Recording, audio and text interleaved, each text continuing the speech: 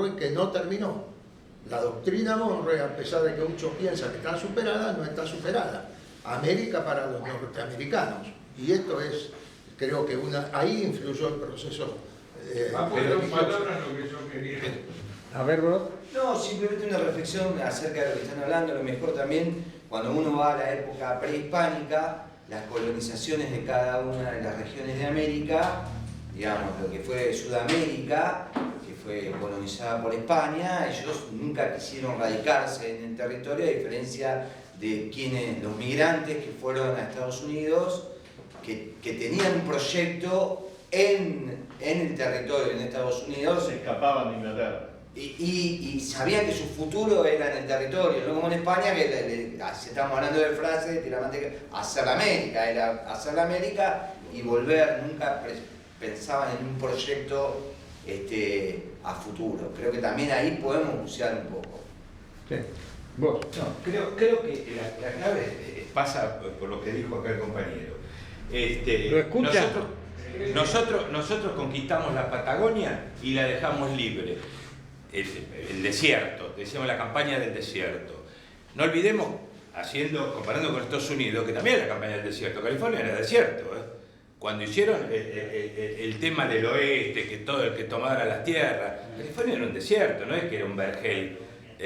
El tema es el siguiente, que acá las clases patricias no quisieron que crezcan como en Estados Unidos, lo vieron con otra mentalidad, que ahí no pasa por la religión, no tiene nada que ver. Perdóname, O sea, pero en 1880 ya antes de la campaña del desierto, todo lo que se conquistaba ya estaba vendido. O sea que no. Bueno, también, los ingleses están desde 1700 y pico, eso estamos de acuerdo, pero yo para ser un poco más escueto, queriendo decir que ellos tuvieron una mentalidad más expansionista. Nosotros, cuando tenemos un país, el único país de Renato Río de la Plata que era medianamente industrializado, hicimos la guerra de la Triple Alianza y los matamos a todos los paraguayos. O sea, mirá la mentalidad nuestra comparada con la mentalidad de los yanquis. Por eso ellos son una potencia y nosotros no. Porque acá la clase patricia fue una de las clases más traidoras en la historia, en la historia de la humanidad. En la historia de la humanidad. Eso es. Bueno, Yo creo que lo que tenemos más o menos eso. Allá quieren lo hablar. que tenemos que tener en cuenta en cualquier análisis que hagamos es que las negras también juegan. Fuerte. Que las negras también juegan. Que no es solamente decisión de lo que nosotros decidíamos como país, sino también la decisión que tenía la potencia industrial que era Inglaterra en ese momento sobre nuestro territorio. Es decir, Inglaterra había perdido, cuando se termina la guerra entre el norte y el sur, había perdido el sur y era una fuente de abastecimiento para Inglaterra de todo lo que era la industria del algodón, porque ellos eran una potencia textil. Y bueno, es ahí cuando ellos también influyen, porque ellos se manejan con la que se me contaba Horacio, la diplomacia de ellos era excelente, y ellos influyen para que se invada el Paraguay y reemplazar todos esos territorios que habían perdido con el sur norteamericano con el Paraguay y todo el norte, que bueno, después fue Argentina. Y bueno, y así se movieron durante todo ese siglo, es decir, basado en la teoría que tenían de Adam Smith, de que ellos necesitaban tierras para poder abastecer a sus industrias, necesitaban alimentos baratos para que sus obreros puedan producir con un costo barato, y bueno, y ellos decidieron y ellos actuaron desde que llegaron las invasiones inglesas. Nos infiltraron con Bedford y con toda la diplomacia después de Lord Ponsonby y todo lo que hicieron, y eso es hasta el día de hoy. Es hasta el día de hoy que pudieron penetrar a nuestra clase dirigente y cada vez que hubo una clase dirigente que se rebeló, bueno, vimos las consecuencias que hubo. Hoy se nombra Irigoyen, podemos verlo con Perón y podemos verlo cercanamente con lo que pasó sin ser una gran revolución, pero tratando de ir hacia un país más industrializado e independiente, cómo se persiguió al matrimonio Kirchner y todo lo que tiene que ver con el kirchnerismo. Es decir, entonces también tenemos que tener en cuenta eso, no solamente la decisión de los propios, sino la influencia que tenemos de las grandes potencias, que evidentemente nunca la hemos podido neutralizar, como toda Latinoamérica no la ha podido neutralizar, porque no es un problema nuestro. Sí. Podemos ver, si alguien tiene ganas de leer un libro, Tiempos Recios, de un tipo que hoy es ultraconservador, pero que en sus épocas fue uno de los cuadros de la izquierda peruana, como él es, ¿cómo se llama? Vargas Llosa.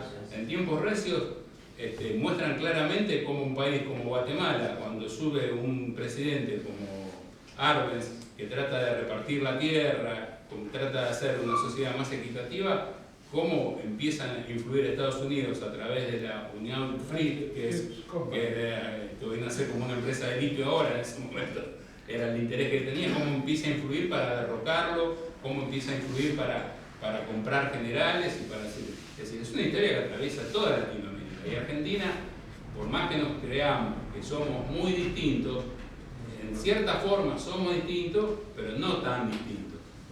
En cuanto hace al origen de todo esto último que estuvimos hablando, es decir, la pregunta sobre por qué el desarrollo de los norteamericanos es tan diferente al de América Latina, yo quiero agregar dos cosas. Una, que está en los orígenes de la historia. Inglaterra estaba viviendo ya en esa época, 1500, no una incipiente, sino una importante revolución industrial, que ya estaba reflejada en los métodos de producción. En tanto que España y también Portugal, que son quienes conquistan América del Sur, todavía estaban debatiéndose en pleno feudalismo, no habían llegado a atravesar una etapa de desarrollo fundamental. Esto por lo menos es mi interpretación de la cosa. Y la otra gran cosa que ocurre para que ese desarrollo de América Latina no haya sido posible está vinculado de alguna manera con lo que algunos historiadores llaman el desarrollo del subdesarrollo. A nosotros nos impusieron el subdesarrollo. ¿Quién? Nos lo impuso primero España, con una metodología horrible, casi criminal, y nos lo impuso después el imperialismo. Primero el inglés y luego el norteamericano, que se han especializado en balcanizar América Latina, entendiendo por balcanizar, dividir América Latina. De cada puerto prácticamente se ha hecho un país. Cada puerto importante de América Latina se constituyó en un país. Y eso, de Panamá, si ustedes tienen la posibilidad de ver en Netflix la biografía de Bolívar,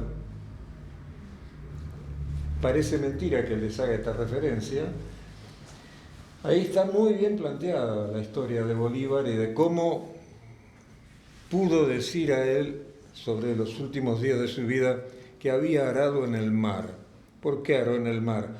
Porque en aquellos años era imposible, pese al sueño de los grandes libertadores, porque San Martín también quería lo mismo, tener unos Estados Unidos de América del Sur. ¿Por qué? Por las oligarquías locales.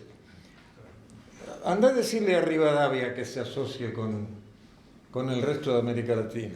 ¿Qué sé yo? Bueno, seguimos. ¿Quién más pregunta? Incluso una sola cosa que quiero agregar.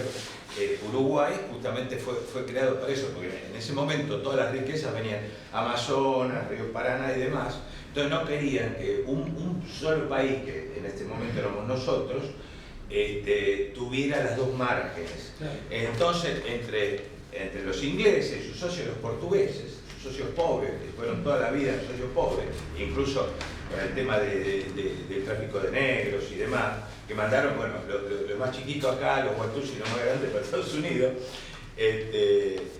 justamente nos sacaron parte del territorio nuestro, le sacaron a Uruguay, o sea, evidentemente Uruguay tendría que ser una provincia nuestra, pero nadie quería que las dos márgenes de los lugares más ricos del planeta los manejara nada más que nosotros, y justo con los traidores de siempre, las clases patricias de acá, negociaron eso. Bueno, y después viene lo que hablábamos de Paraguay, ¿no? Pero diré que Portugal no era socio pobre porque llegó a ser un imperio mucho más grande, casi tal como el británico, Sí, todo el bien esclavista, Sí. y bueno, siguió prácticamente hasta el siglo XX, que ahí donde fue la debacle de Portugal. No, pobre comparado con el poderío que tenían en el mar Inglaterra y demás. De hecho, todo el norte de África y demás, bueno, tuvo mucha injerencia Portugal. Hay muchos países que hablan en portugués.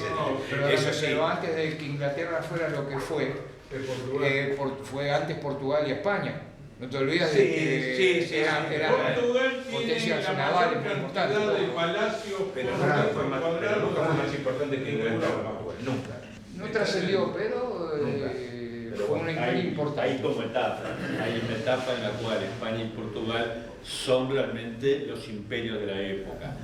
Para el 1500 Inglaterra era un país de filibusteros, de piratas, que se dedicaban a atacar justamente a España y Portugal y a afanarle todo lo que Lo que pudieran. sacaban de- Era- lo que afanaban valía, en América, valía, de España. como cuestión de guerra. Y ahí acumularon. Lo que pasa es que con el tiempo Inglaterra fue acumulando poder y los conquistó desde el punto de vista ideológico Gran Bretaña a Portugal. Cuando David Ricardo establece la cuestión de las ventajas comparativas, qué es lo que conviene vender a cada uno, le hace las comparaciones con Portugal. Portugal hace vinos mucho mejores que nosotros, dice. No tiene sentido que nosotros fabricamos vinos, no, se lo compramos a Portugal. Y cuando trasladó su corte desde Lisboa a Río de Janeiro, vinieron en barcos británicos. Hay una dependencia, dicen que todavía hoy Portugal sigue siendo... ¿Por la guerra napoleónica fue eso? Sí, ¿no? ¿Cómo? ¿Por la guerra napoleónica? Sí. Claro, cuando Napoleón entra en Portugal se escapa la corte portuguesa, y viene a Río de Janeiro y vienen barcos británicos, que eran los únicos que se iban confrontando con Napoleón. Algunos dicen que hoy Portugal sigue siendo tributaria mentalmente de la situación británica. Todavía hoy hay una dependencia que no se sabe por dónde pasa, pero está. Son tiempos, cada uno va ocupando un lugar. Yo creo, yo creo que si uno encontrara una causa, bueno, se equivoca. Todas tenemos muchas causas para casi todo. El hecho de que estemos acá, no vamos a encontrar una sola causa, vamos a encontrar muchas.